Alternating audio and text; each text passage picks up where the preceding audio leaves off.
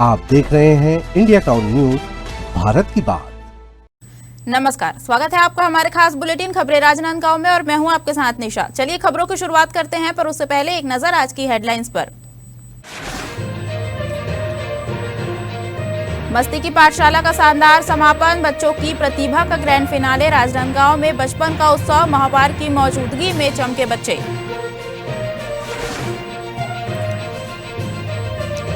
कांग्रेस का मटका फोड़ प्रदर्शन, गंदे पानी के खिलाफ विरोध तेज, पेयजल संकट से लोग परेशान।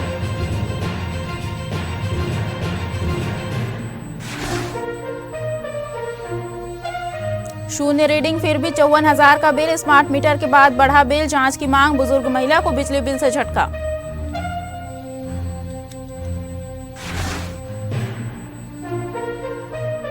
राजनांदगांव में मानवता की मिसाल, एक बोतल खून की कमी से गई मासूम की जान। अब युवाओं ने संभाला मोर्चा।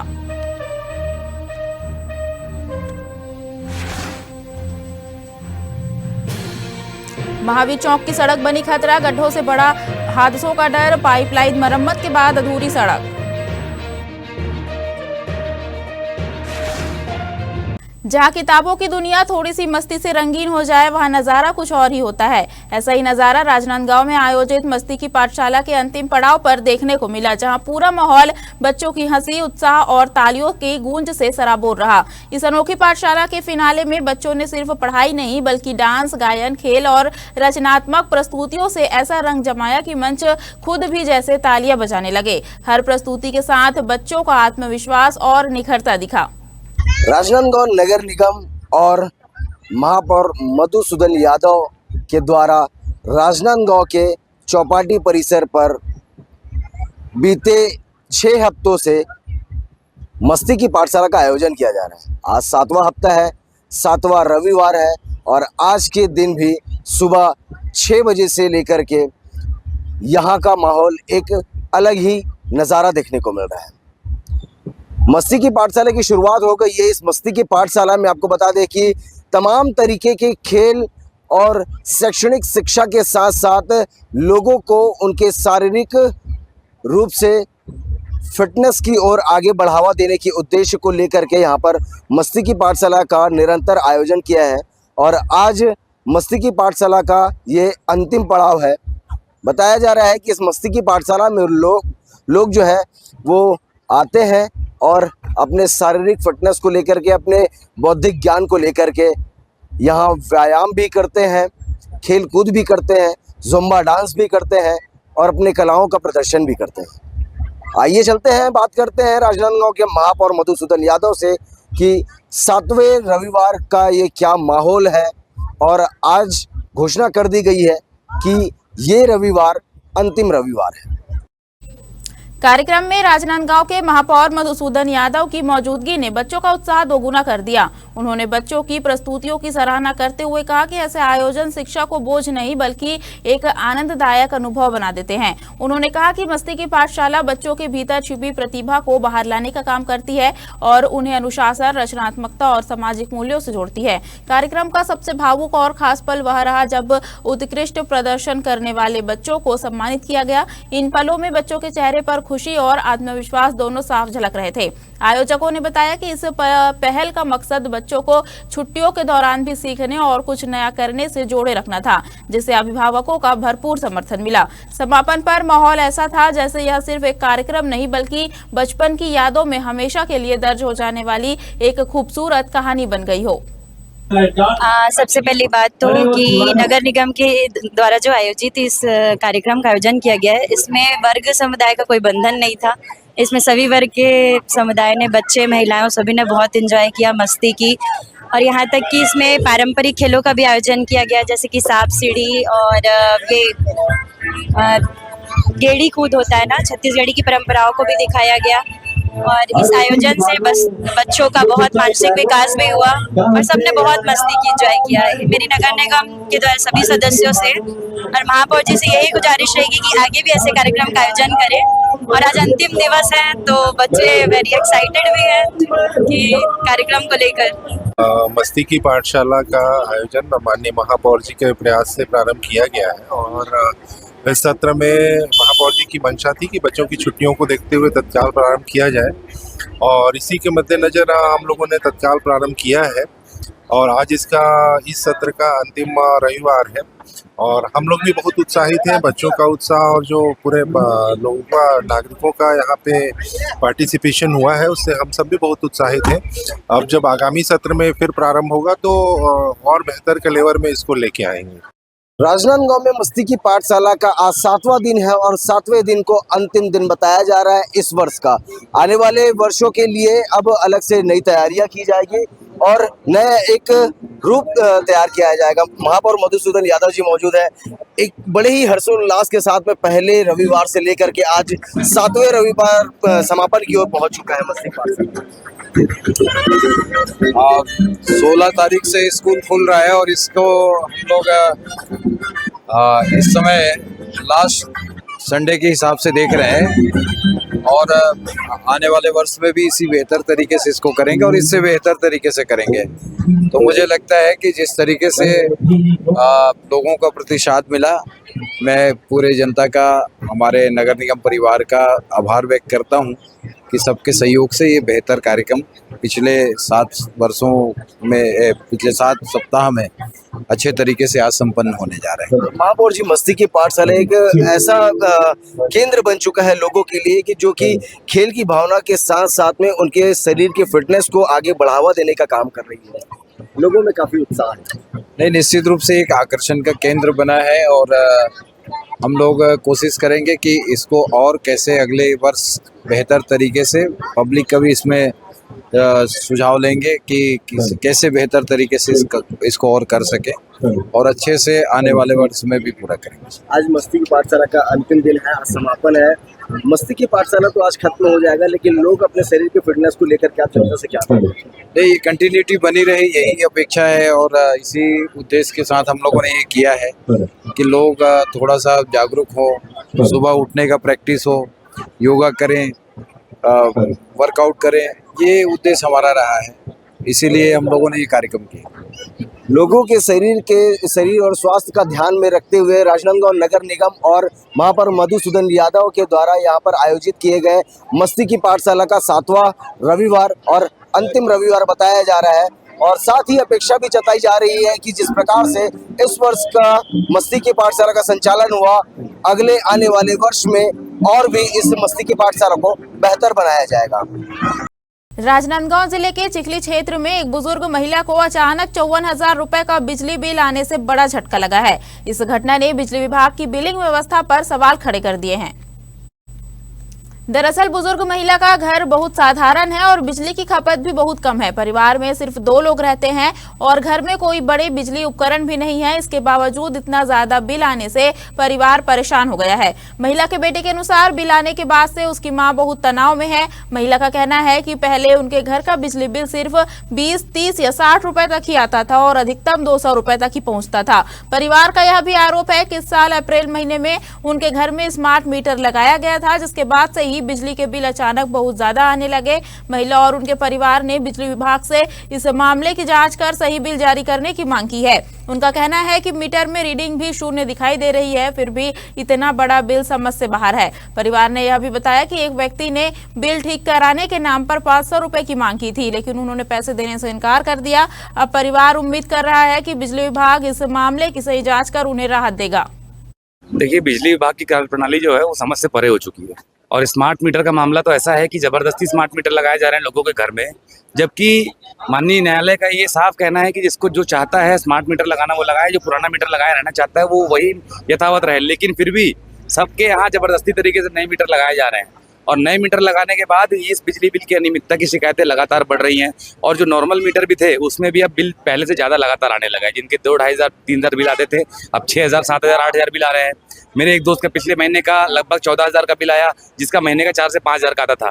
अब ये महिला जो बताया जा रहा है, ये सिर्फ 2 लोग घर में रहते हैं, 50-100 रुपये का बिल आता था, इनको 54,000 का बिल दे देना और उसके बाद जैसा कि हमको देखने में मिला कि रीडिंग भी 0 है, तो ये कहीं ना कहीं एक लूट है।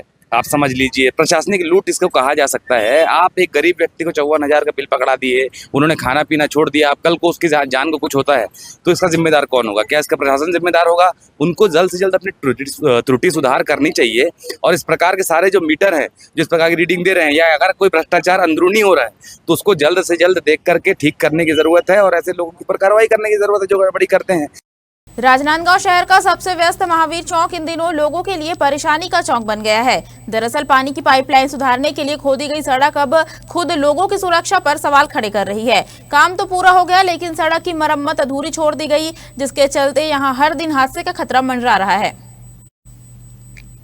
महावीर चौक में कुछ समय पहले पाइपलाइन मरम्मत के लिए सड़क की खुदाई की गई थी। स्थानीय लोगों का आरोप है कि विभाग ने पाइपलाइन तो ठीक कर दी लेकिन सड़क को पहले जैसी स्थिति में नहीं लौटाया।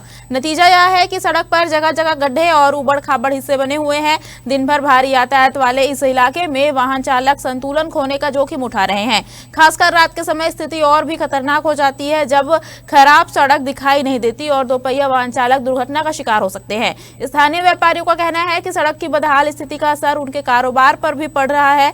ग्राहकों को आने जाने में परेशानी होती है और कई लोग इस रास्ते से बचने लगे हैं। क्षेत्रवासियों का कहना है कि अगर जल्द मरम्मत नहीं हुई तो कोई बड़ा हादसा हो सकता है। लोगों ने नगर निगम और संबंधित विभाग को तत्काल सड़क दुरुस्त कर सुरक्षित आवागमन सुनिश्चित करने की मांग की है।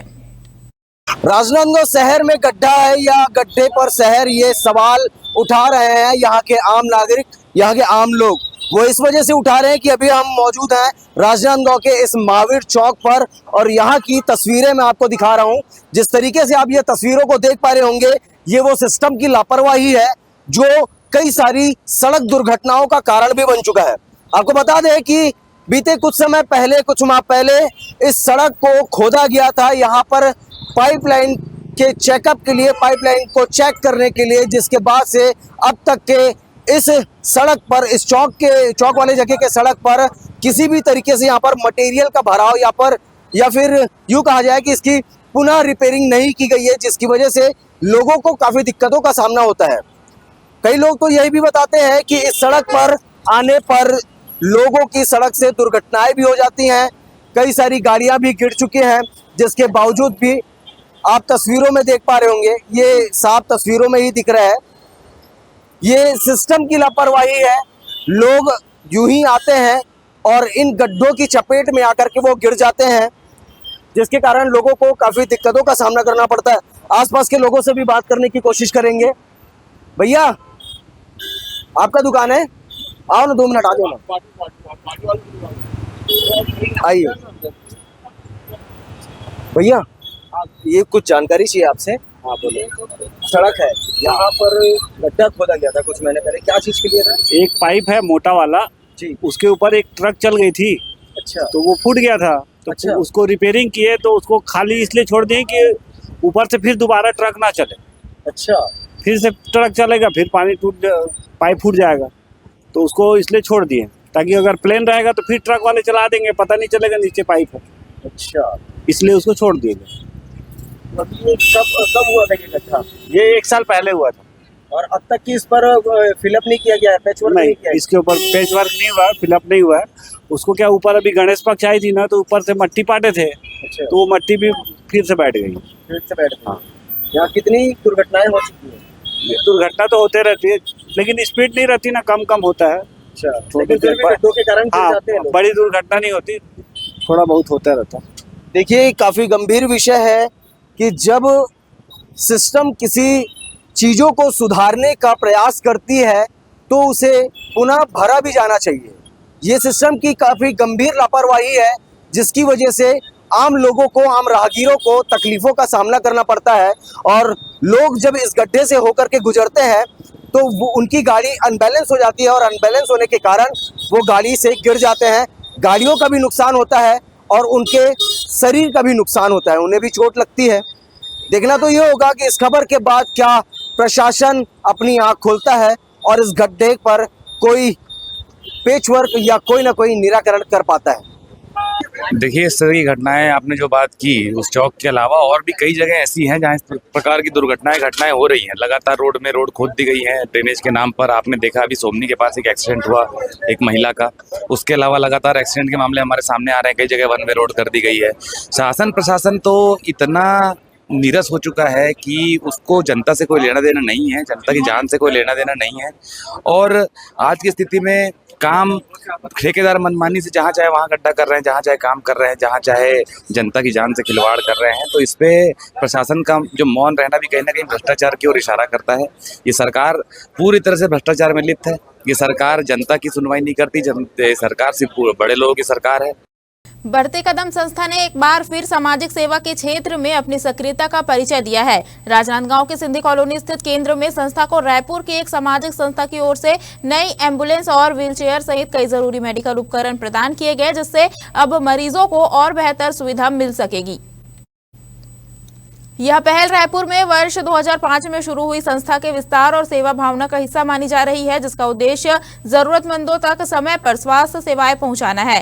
राजनांदगांव में इसके बाद से लगातार गतिविधियां बढ़ रही है और यहां के केंद्र के माध्यम से लोगों को एक्यूप्रेशर, फिजियोथेरेपी और एम्बुलेंस सेवा जैसी सुविधाएं उपलब्ध कराई जा रही है। संस्था से जुड़े लोगों का कहना है कि नई एम्बुलेंस मिलने से अब मरीजों को इलाज के लिए इधर उधर भटकना नहीं पड़ेगा और आपात स्थिति में तुरंत सहायता मिल सकेगी। साथ ही व्हील चेयर और अन्य उपकरणों से दिव्यांग और जरूरतमंद मरीजों को भी बड़ी राहत मिलेगी।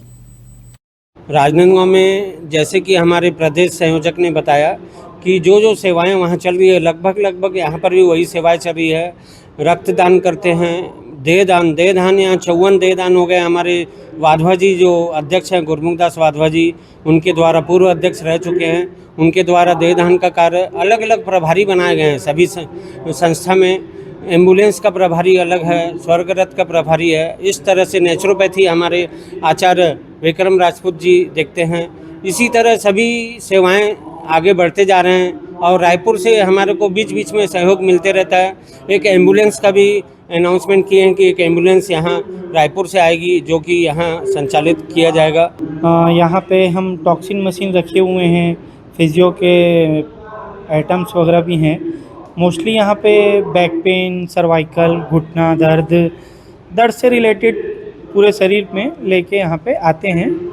हर संडे यहाँ पे निःशुल्क एक्यूप्रेशर भी रहते हैं और मंडे टू सैटरडे 10 से 2 शाम को 4 से 7 नॉमिनल चार्ज पे यहाँ पे थेरेपी किया जाता है, जिस पे अपन टॉक्सिन शुल्क सिर्फ 50 रुपये लेते हैं और थेरेपी का चार्ज 100 रुपीज़ में लेते हैं। सिर्फ कम से कम चार्ज में यहाँ पे अपन सेवा भाव से यहाँ पे पेशेंटों को राहत में फील करा रहे हैं। देखिए, बढ़ते कदम संस्था जो है पूर्ण रूप से सार्वजनिक सेवा करने वाली सामाजिक संस्था है, जिसमें हम सन 2005 से रायपुर में सेवा कर रहे हैं। 2008 से अपने राजनांदगांव में इसकी ब्रांच बनाई, जिसमें सेवा कार्य चल रहे हैं। इसमें जो शोक सभाएं होती है, पगड़ी रस्में होती है, उससे सेवा से हमने शुरुआत की थी और उस शुरुआत को हमने सिर्फ सिंधी समाज नहीं बल्कि सर्व समाज में सेवा दे के आगे बढ़ाया है।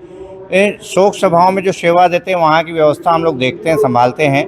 पार्किंग व्यवस्था हो गई, सीटिंग व्यवस्था हो गई, चाय पानी की व्यवस्था हो गई, शू चप्पल स्टैंड की व्यवस्था हम लोग वहाँ पर देखते हैं। इसके अलावा एम्बुलेंस गाड़ियाँ हम लोग संचालित करते हैं, जिसमें बिल्कुल नो लॉस नो प्रॉफिट पे बिना किसी फ़ायदे के उसको संचालित करते हैं। स्वर्गरथ जो घर से लेकर अंतिम यात्रा निकलती है, शमशान जाती है, उसको हम लोग स्वर्गरथ बोलते हैं। वो सेवा भी हम चलाते हैं, वो भी बिल्कुल निःशुल्क रूप से चलाते हैं गरीबों के लिए।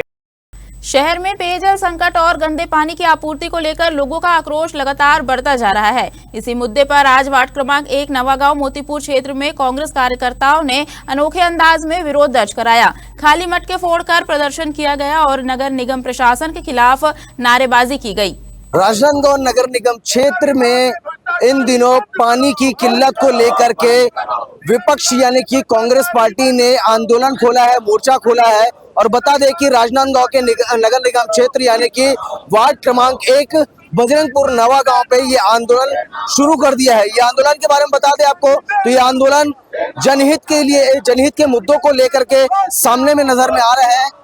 बीते कई दिनों से बताया जा रहा है कि इस क्षेत्र में जो पानी है, पानी की किल्लत को लेकर के यहाँ लोगों को काफी परेशानियों का सामना करना पड़ रहा है। और उसी पर आज विपक्ष के लोग, कांग्रेस जो है वो मटका फोड़ आंदोलन की शुरुआत की है। यहाँ कुछ लोगों से भी बात करने की कोशिश करेंगे कि किस तरीके का मटका फोड़ आंदोलन है। वार्ड पार्षद आप है, इस वार्ड के पार्षद हैं, किस तरीके से यहाँ पर पानी की किल्लतें सामने में आ रही है? जिस दिन से यह ट्रिपल इंजन की सरकार बनी है, सिर्फ और सिर्फ लोगों को लूटने का काम किया गया है। चाहे वो महतारी वंदन हो, चाहे अनाज हो, चाहे राशन हो, चाहे पानी हो, जो मूलभूत सुविधाएं हैं, सिर्फ यह अपने लोगों की जेब भरने में ही इनकी फोकस है। यहाँ के लोग पटरी पार, जो कहा जाता है कि महापौर जी का क्षेत्र है, यहाँ उनका दबदबा है। आप देखिए यहाँ के लोग कितने परेशान हैं। कुछ लोग मुखर होके आए हैं, कुछ लोग दबे जुबान में इनकी सिर्फ और सिर्फ आलोचना कर रहे हैं। लोग आज इतने पीड़ित है, चाहे वो महंगाई हो, भ्रष्टाचार हो, पानी हो, बिजली बिल हो। लोगों की कमर और रीढ़ की हड्डी तोड़ने का काम यदि कोई किया है तो ये मधुसूदन यादव जी के नेतृत्व में यहाँ के लोगों से वोट छीनकर यहाँ पर साय सरकार को बनाना लोगों के साथ बहुत बड़ा ठगी हुआ है। और लोग इसका जवाब आने वाले समय में देने वाले हैं, मुंहतोड़ जवाब देंगे। लोगों ने कमर कस लिया। आज उत्तर ब्लॉक के तत्वाधान में यह प्रदर्शन हुआ है और आने वाले समय में और भी ज्यादा उग्र प्रदर्शन होगा। और बाकी आपको जानकारी हमारे ब्लॉक अध्यक्ष चेतन भानुशाली जी देंगे। कहीं ना कहीं देखा जा रहा है कि इस पानी की समस्या को लेकर के जो जिम्मेदार है उन्हें सामने आना चाहिए था, लेकिन क्या आप लोगों के द्वारा इस प्रदर्शन को लेकर के किसी अधिकारी या किसी प्रशासनिक अधिकारी के पास में जाकर के आवेदन दिया गया है? सबसे पहली बात तो यहाँ पड़ोसी वार्ड, यहाँ से एक वार्ड छोड़ के महापौर जी, उन्हीं के वार्ड के बाजू में अगर पानी की किल्लत है तो फिर आप समझ सकते हैं कि हमारे शहर में 51 वार्ड में क्या हालत है। पड़ोसी वार्ड में ही पानी नहीं मिल रहा है। टैंकर से अभी पानी आता है, तो बाजू वाले वार्ड में तो बाबू टोला है, वहाँ तो पानी के लिए एकदम ही किल्लत है। आप आगे जाके देखेंगे वहाँ पानी के लिए बहुत दिक्कत है। बाबू टोला में बुरी स्थिति है, थोड़ा भी पानी नहीं आता, एक गिलास पानी नहीं आता है। अभी बाबू टोला में 2.5 महीना का पानी नल का नुकसान है, जरूर पानी नहीं आ रही। 2.5 महीने से नहीं आ रहे। कभी शिकायत की? बात बिल्कुल के महापौर के पास गए, हो जाएगा जल्द पानी, टैंक लगा देंगे, वो भी नहीं लगा, टैंक का काम भी नहीं हुआ है। गर्मी का सीजन है, बहुत ज्यादा तकलीफ हो रहा है। अभी बकाया टैंकर के भरोसे चल रहा है हम लोग का जीवन। लोग को टैंकर का इंतजार रहता है। 10 बजे 12 बजे रात तक पहुँचता है जी। यहाँ के क्षेत्र की जो महिलाएं हैं उनको पानी की समस्या, अम्मा तो नहीं मिलता, कम से आता भी है पानी तो एक गुंडी आ गया तो आ गया, नहीं तो कोई दिक्कत ये वाला नहीं। ये कम से कम 15 दिन से ही ज्यादा हो गया। पहले तो देते ही थे ठीक से, 1 घंटा भी पानी देते बहुत चलता था। अब तो 5 मिनट चल गया तो बहुत है। अगल बगल के यहाँ बोर है तो चल जाता है, नहीं तो फिर तो। आपके इस वार्ड में तालाब भी है और पानी का टंकी भी है, हाँ। फिर भी आप लोग को पानी नहीं मिल पा रहा है, क्या कारण? अब वो बैठे हैं शासन, वही बताएंगे कि क्यों नहीं आ रहा है पानी। बाकी वार्डों में तो पानी भरपूर आ रहा है, फिर हमारे एक तरफ क्यों ऐसा कर रहे हैं? क्या कारण है? हम लोग को पानी की जरूरत नहीं पड़ती है क्या? तालाब का पानी थोड़े ना पियेंगे, बताइए आप ही लोग। हाँ, यहाँ बाहर से बिस्लेरी खरीद के लाते हैं तो गरीब आदमी तो मर गए, हम लोग पानी लेकर के ही है। तालाब में हावे पानी है, तालाब में पानी हावे तो नाली पानी ला वो तालाब में भर देते हैं। नाली में अधिक जब देवी देवता है तो वहाँ ठंडा होते और ठंडा होते वो नाली पानी ला वही डबरी में ना दी से। और हमारे गांव में टंकी बन गए, सब सेफ्टी बन गए और सेफ्टी ला वो 6 बजे 7 बजे खोली तो हम कहाँ जान, बाहर बट्टा जाए के साधन नहीं है। ये ला नेता मान बताए। कहीं ना कहीं मामला काफी गंभीर है कि इस भीषण गर्मी के बीच में लोगों को कम पानी के साथ में अपनी जिंदगी का गुजारा करना पड़ जा रहा है। और वहीं पर जो यहाँ के क्षेत्र के जिम्मेदार लोग हैं वो अब तक के सामने नजर में नहीं आए हैं। देखना तो ये होगा कि इस खबर के चलने के बाद क्या लोगों के घर पर पर्याप्त मात्रा में पानी पहुंच पाता है, क्या लोगों को पूरी तरीके से पानी की सुविधा मिल पाती है। चूंकि बड़ा सवाल ये भी उठता है कि यहाँ इस क्षेत्र में वार्ड नंबर 1 पर तालाब और पानी टंकी की सुविधा उपलब्ध है, उसके बावजूद भी लोगों को 2-2 महीने से पानी के लिए भटकना पड़ जा रहा है। शहर कांग्रेस कमेटी अध्यक्ष जितेंद्र मुदलियार के मार्गदर्शन में और उत्तर ब्लॉक कांग्रेस अध्यक्ष चेतन भानुशाली के नेतृत्व में हुए इस प्रदर्शन में पार्षद राजा तिवारी समेत कई कार्यकर्ता और स्थानीय लोग शामिल हुए। प्रदर्शनकारियों का कहना था कि शहर के कई इलाकों में नियमित पेयजल आपूर्ति नहीं हो पा रही है, वहीं कुछ जगहों पर गंदा और दूषित पानी आने से हालत और गंभीर हो गए हैं। इससे आम लोगों की दिनचर्या प्रभावित हो रही है और बीमारियों का खतरा भी बढ़ रहा है। गर्म होते मौसम में पानी की किल्लत ने लोगों की परेशानी और बढ़ा दी है। प्रदर्शन के दौरान कार्यकर्ताओं ने मटका फोड़कर प्रतीकात्मक विरोध जताते हुए प्रशासन से तत्काल सुधार की मांग की। इस दौरान कांग्रेस नेताओं ने चेतावनी दी कि अगर जल्द स्थिति में सुधार नहीं हुआ तो आंदोलन को और व्यापक रूप दिया जाएगा। वहीं स्थानीय नागरिकों ने भी मौके पर अपनी समस्याएं साझा करते हुए शीघ्र समाधान की मांग की। बहुत समस्या है वहाँ, समस्या 2-3 महीना हो गए हैं। पानी बिल्कुल नहीं आता नल में पानी बिल्कुल नहीं आते और बोरिंग है, 3 ठो बोरिंग है, वो तीनों बोरिंग बंद है, साल भर हो जाते और बहुत करे हम तो 3-4 बार हम गए हम। गर्मी में तो समस्या हो, गर्मी बस टंकर आते, वो भी टंकर आधा आते तो वही में भरा था ना। कुछ दिन तो पिए पर भी हम तरसा था, पिए पानी नहीं मिला था मल्ला जी। आज युवा कांग्रेस के चेतन भानुशाली जी और उनके मेंबर्स लोग यहाँ पर नवा गांव पानी टंकी के पास में इस क्षेत्र में पानी की समस्या को लेकर चक्का जाम करने का प्रयास किए थे, जो इनको समझाइश देकर चक्का जाम नहीं किया और शांतिपूर्ण से ये धरना प्रदर्शन समाप्त किया गया। वक्त हो चुका छोटे से ब्रेक का, बने रहिए इंडिया टाउन न्यूज के साथ। क्या आप बाल झड़ने से परेशान हैं? अब अपनाइए प्रकृति की शक्ति, पाइए घने चमकदार बाल और खूबसूरत दमकती त्वचा। प्रकृति का वरदान Rukhsana shine herbal beauty combo kit, प्राकृतिक जड़ी बूटियों से तैयार। अब पाइए खूबसूरत चमकते बाल और त्वचा। हर्बल गुणों से भरपूर ये कॉम्बो आपके बालों और त्वचा की देखभाल में मदद करता है। अब उपलब्ध Amazon, फ्लिपकार्ट और नीचे दिए गए लिंक पर अभी ऑर्डर करें और हर्बल केयर का अनुभव लें। कभी कभी एक छोटी सी कमी पूरी जिंदगी का अफसोस बन जाती है। ऐसा ही एक दर्दनाक मामला सामने आया, जहां समय पर मात्र 1 बोतल रक्त न मिलने की वजह से एक मासूम बालिका की जान नहीं बच सकी। यह घटना पूरे क्षेत्र के लिए एक गहरी सीख बन गई। इस हृदय विदारक घटना ने समाज को झकझोर दिया और इसी पीड़ा को शक्ति में बदलते हुए समाजसेवी निखिल रामटेके ने एक अनोखी पहल की शुरुआत की। आपको बता दें, निखिल रामटेके ने युवाओं को जोड़कर रक्तदान के प्रति जागरूकता फैलाने और जरूरतमंदों की मदद के लिए एक विशाल रक्तदान शिविर का आयोजन किया। शिविर में सुबह से ही उत्साह का माहौल देखने को मिला। युवा, महिलाएं और सामाजिक कार्यकर्ता बड़ी संख्या में पहुंचे और स्वेच्छा से रक्तदान कर जीवनदान की इस मुहिम का हिस्सा बने। कई लोगों ने पहली बार रक्तदान किया, लेकिन चेहरे पर डर नहीं बल्कि गर्व दिखाई दिया। निखिल रामटेके ने कहा कि रक्तदान सिर्फ एक सामाजिक कार्य नहीं बल्कि किसी अनजान इंसान के लिए नई जिंदगी का मौका है। उन्होंने लोगों से अपील की है कि रक्तदान को एक नियमित आदत बनाएं, न कि केवल आपात स्थिति में याद किया जाने वाला कर्तव्य। शिविर में स्वास्थ्य विभाग की टीम ने रक्त संग्रह की जिम्मेदारी संभाली। खास बात यह रही कि रक्तदाताओं को सम्मान स्वरूप हेलमेट भेंट किए गए ताकि जीवन बचाने के साथ अपनी जान भी सुरक्षित रखने का संदेश दिया जा सके। लोगों को ब्लड प्रदान करना, जो मुसीबत में रहते हैं उनको समय पे रक्त मिल जाए, उनकी मुसीबतें दूर हो जाए, यही हमारा मेन उद्देश्य है। और इसमें बढ़ चढ़कर युवाओं ने भाग लिया और अपना स्वतंत्र होकर रक्तदान दिया।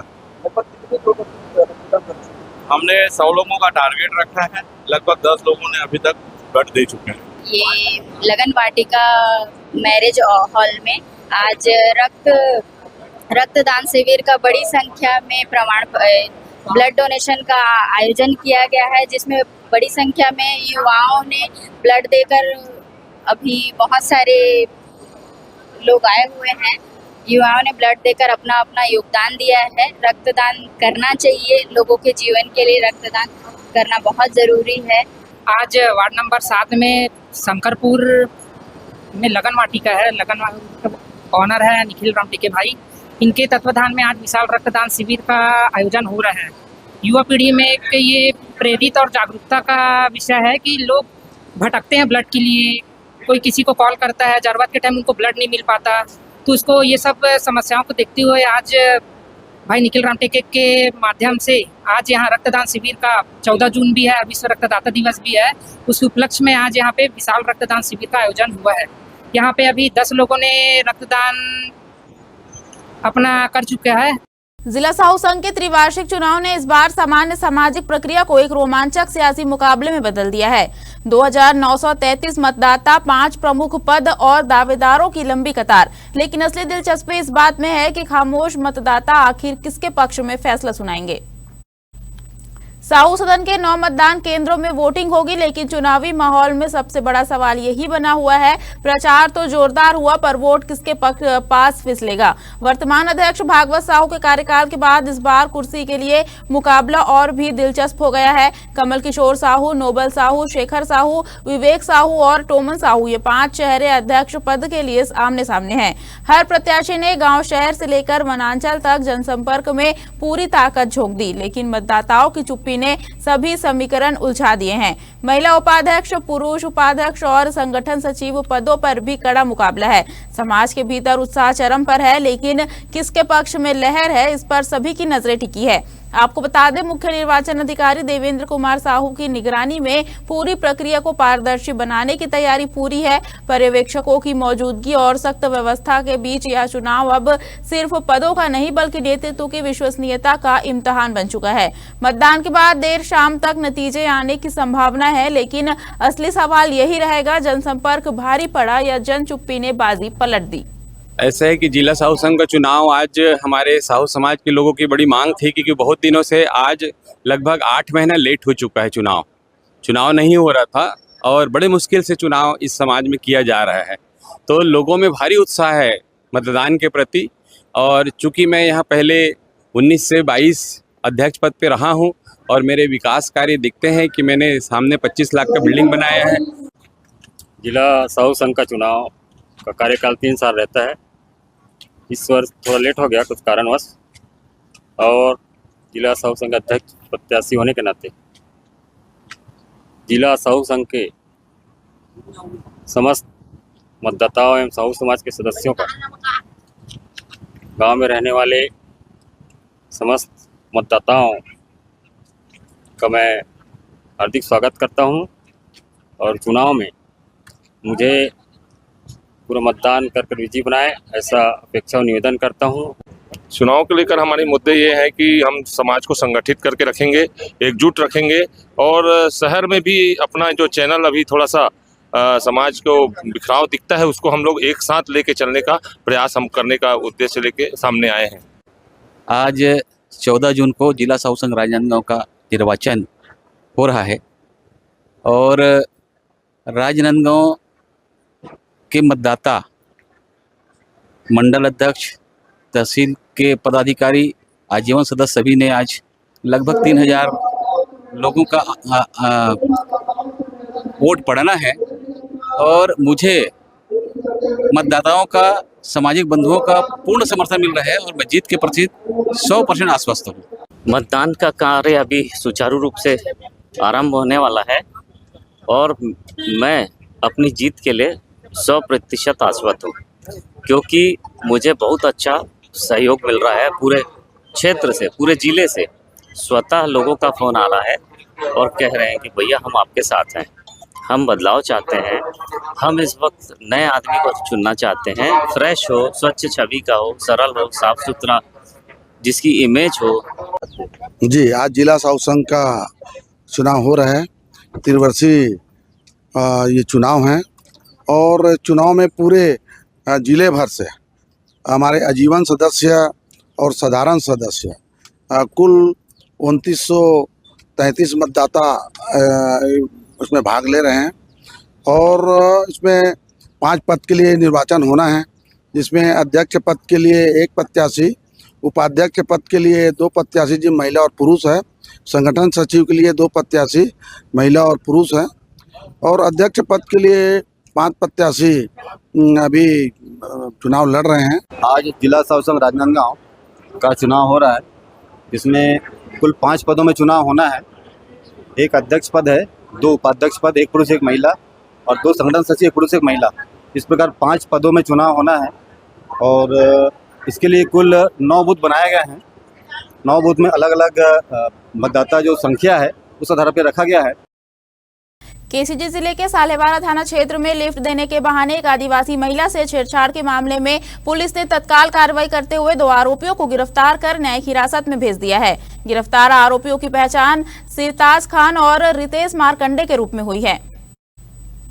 पीड़िता ने 10 जून को थाना सालेवारा में रिपोर्ट दर्ज कराई थी। शिकायत के अनुसार 8 जून को वह मनरेगा कार्य के लिए फोटो खिंचवाने चूल्हा खोदरा जंगल तालाब की ओर जा रही थी। इसी दौरान रास्ते में दोनों आरोपी मिले और उसे मोटरसाइकिल से छोड़ने की बात कही। आरोप है कि बांधा टोला के पास सुनसान स्थान पर मोटरसाइकिल रोककर दोनों ने महिला के साथ छेड़छाड़ की। महिला के शोर मचाने पर आरोपी मौके से फरार हो गए। शिकायत के बाद पुलिस ने मामले में अपराध दर्ज किया। तकनीकी साक्ष्यों और मुखबिर की सूचना के आधार पर दोनों आरोपियों को गिरफ्तार किया गया। साथ ही घटना में प्रयुक्त मोटरसाइकिल भी जब्त कर ली गई है। फिलहाल दोनों आरोपियों को न्यायालय में पेश करने के बाद जेल भेज दिया गया है।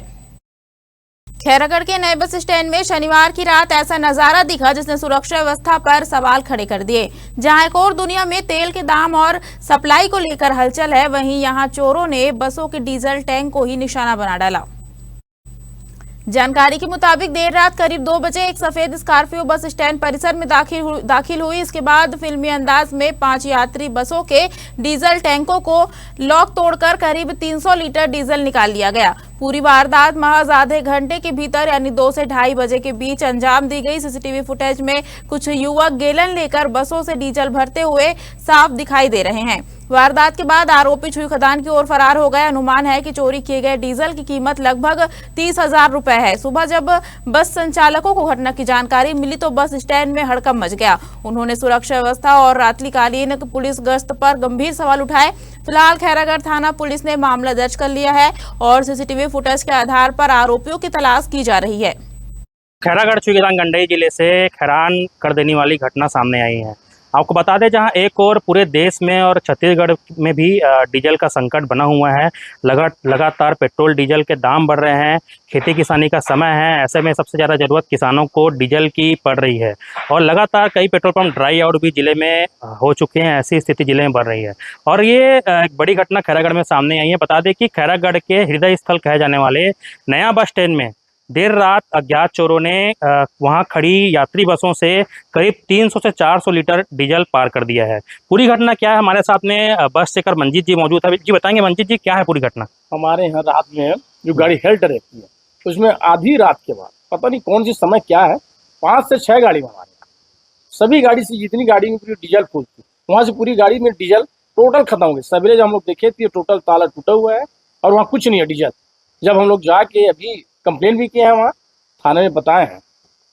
जी, तो ये जो चोर हैं क्या आसपास लगे कैमरों को आपने देखा, क्या चोर कहीं दिखाई दे रहे हैं कैमरों में? कैमरा से दिख तो रहा है कि कोई गाड़ी से आए हैं पर चेहरा क्लीन नहीं आ रहा है। उसको चेहरा क्लीन कैमरा द्वारा पर देख सकते हैं, ऐसा उम्मीद है। लगभग कितनी बसों से लगभग कितना डीजल चोरी हुआ होगा? लगभग 5 बसों से 2 से 250 लीटर तक डीजल चोरी हुई है। अच्छा, क्या ये पहली घटना है आप खैरागढ़ में? हमारे यहाँ पहली घटना और सबसे बड़ी घटना। मतलब हम लोग आज तक थोड़ी बहुत ऐसा कभी ध्यान नहीं देते, पर इस बार देखे कि ताला टूटा है, मतलब ये बहुत बड़ा बात है। और 5-5 गाड़ी में चोरी होना ये मतलब छोटी मोटी बात नहीं है। और ये कहीं ना कहीं जो पुलिस गश्त चलता है उसमें भी कहीं ना कहीं संदेह दिख रहा है, क्योंकि उन लोग को भी देखना जरूरी है। जैसा कि आपने सुना, लगभग 5 यात्री बसों से 250 से 300 लीटर की बता रहे हैं बात की डीजल चोरी हुआ है। ये एक बड़ी घटना के रूप में खैरागढ़ में देखा जा रहा है। अब देखना यह होगा कि कब तक पुलिस जो है इन चोरों को ढूंढ कर गिरफ्तार कर पाती है। तब तक के लिए आप बने रहिए इंडिया टॉनिक के साथ। खैरागढ़ से साकेत श्रीवास्तव की रिपोर्ट। रात में गाड़ियाँ यहाँ पे हल्टिंग के नाम से खड़ी होती हैं और खड़े होने के बाद कल रात में पहली बार इस टाइप का घटना घटा है। लगभग 5 गाड़ियों से पूरी टंकी खाली कर दी गई है, क्योंकि समानता हम लोग शाम को डीजल गाड़ी में कंप्लीट करवाते हैं, फुल करवाते हैं और लाके बस स्टैंड में खड़ा कर देते हैं, क्योंकि सवेरे हमको नंबर में जाना रहता करके। सवेरे चूँकि हमारे ड्राइवर कंडक्टर आगे यहाँ जब देखे ना, तो उनकी गाड़ियाँ के जितने भी डीजल थे सब उनसे निकाला जा चुका था और एक अंदाज है लगभग 250-300 किलो के आसपास लीटर के आसपास डीजल निकाला गया। खैरागढ़ परिसर में बस स्टैंड परिसर में रोज की तरह खड़ी होती गाड़ियाँ आज भी खड़ी थी। रात में 13/6/2026 को रात हेल्टिंग गाड़ी थी, उसमें से 5 गाड़ियों में डीजल का चोरी हुआ है। उगता वाहन खैरागढ़ से राजनांदगांव और खैरागढ़ से रायपुर, खैरागढ़ से डोंगरघाट के लिए आवागमन करती है। सभी गाड़ियों का डीजल चोरी हो गया है और गाड़ी पूरा ऐसी खड़ी है बिना डीजल का। राजनांदगांव जिले के देवादा और सलोनी गांवों में शुक्रवार का दिन कुछ अलग ही रंग लेकर आया। सुबह की हल्की धूप के बीच गांव की गलियों में एक जल यात्रा निकाली गई, जो सिर्फ एक कार्यक्रम नहीं बल्कि पानी बचाने का जन आंदोलन बन गया। इस यात्रा में पद्मश्री से सम्मानित फूलबासन यादव ने नेतृत्व करते हुए ग्रामीणों के साथ कदम से कदम मिलाया। हाथों में संदेश, चेहरों पर संकल्प और आवाजों में एक ही पुकार, पानी बचाओ भविष्य बचाओ, पूरे गांव में गूंजती रही। कार्यक्रम में फूलबासन यादव ने कहा कि पानी की समस्या का समाधान किसी एक व्यक्ति से नहीं बल्कि सामूहिक प्रयासों से ही संभव है। उन्होंने ग्रामीणों से रोजमर्रा की जिंदगी में पानी की बचत को आदत बनाने की अपील की। कार्यक्रम के अंत में गाँव वालों ने एक स्वर में संकल्प लिया, पानी बचाएंगे, पेड़ लगाएंगे और मिलेट खेती को बढ़ावा देंगे। देवादा और सलोनी की यह जल यात्रा अब सिर्फ एक कार्यक्रम नहीं रही बल्कि गांव की नई सोच और बदलाव की शुरुआत बन गई है। राजनांदगांव जिले के थाना बसंतपुर क्षेत्र में पुलिस ने एक बार फिर तेज और सख्त कार्रवाई का उदाहरण पेश किया है।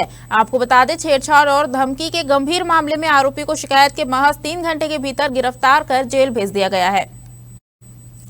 दरअसल एक महिला ने थाने में रिपोर्ट दर्ज कराई कि पठानपारा वार्ड निवासी 29 वर्षीय अशद कुरैशी उसे लंबे समय से फोन पर परेशान कर रहा था। घटना ने गंभीर रूप तब ले लिया जब 12 जून 2026 की शाम करीब 5 बजे आरोपी महिला के घर के बाहर पहुंचा और कथित तौर पर गाली गलौज करने लगा। आरोप है कि उसने महिला और उसके परिवार के सदस्यों को जान से मारने की धमकी दी और इसी दौरान छेड़छाड़ की घटना भी हुई। शिकायत मिलते ही बसंतपुर थाना पुलिस ने मामला दर्ज कर तुरंत जांच शुरू की। वरिष्ठ अधिकारियों के निर्देश पर विशेष टीम बनाई गई और आरोपी की तलाश शुरू की गई। पूछताछ के दौरान आरोपी ने अपना जुर्म स्वीकार किया, जिसके बाद उसे गिरफ्तार कर न्यायालय में पेश किया गया। मामले में कोर्ट के आदेश पर आरोपी को न्यायिक हिरासत में जेल भेज दिया गया है।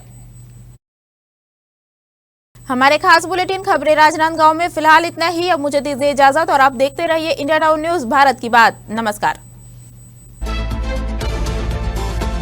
आप देख रहे हैं इंडिया टाउन न्यूज, भारत की बात।